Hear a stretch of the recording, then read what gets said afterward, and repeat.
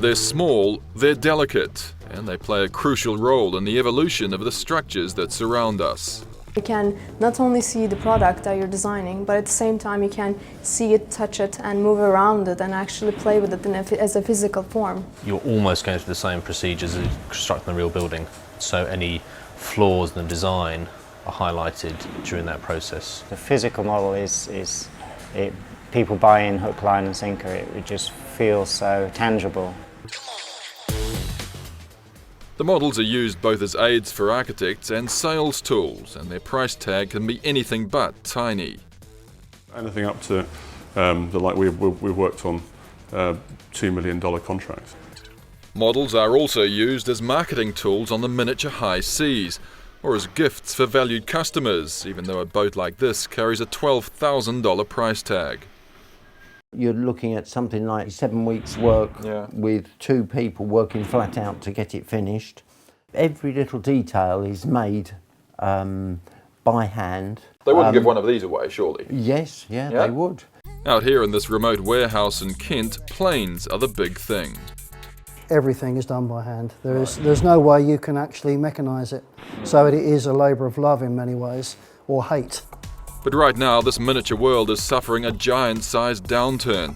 As the airline industry struggles just to stay airborne, the days when carriers would buy dozens of highly detailed models to display at travel agents are long gone. When I first started this business, 98% of the work we did was for airlines. 98%? 98%, if not more. Now it's entirely the other way around.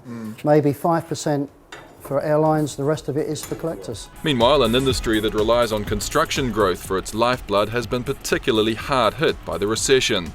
A study by Oxford Economics estimates that construction output in developed countries has plummeted by $650 billion a year over the last couple of years. Particularly hard hit have been Western European economies, such as the UK's. This year we're expecting a fall of 16% from last year, which is the largest fall we've had in a single year, since records began after the war. In the UK, the Royal Institute of British Architects believes that 30% of architects are lacking full-time employment, and the knock-on effect for model makers has been significant. We've probably lost 2/3, if not 3/4 of our staff. I mean, there's some horror stories from other model making companies I know where they've essentially had to get rid of 90% of their staff.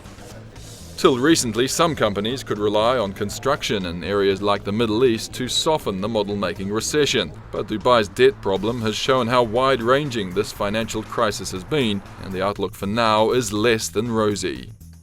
There seems to be no end to this sort of recession. No one knows when it's going to happen, whether there's going to be green shoots. The Western economies have a lot of balancing of their economies to sort out, and I can't see credit flowing in the way it did in the middle part of this decade for some time to come. But while economic conditions change, the diverse skills and qualities required to create these miniature masterpieces remain the same. Patience is the key. This will have taken at least 2.5 months to build from start to finish. Now, top model makers can earn around $70,000 a year, so it's not a job that'll turn you into a millionaire.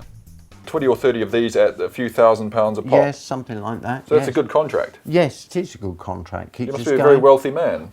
Chance to be a fine thing, I wish. But it is a profession that seems to offer rewards well beyond the purely financial.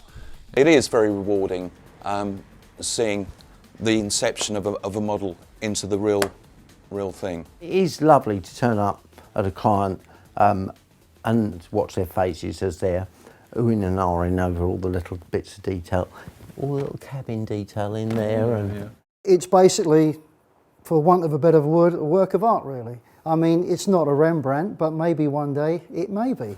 And in this particular industry, that's no small thing.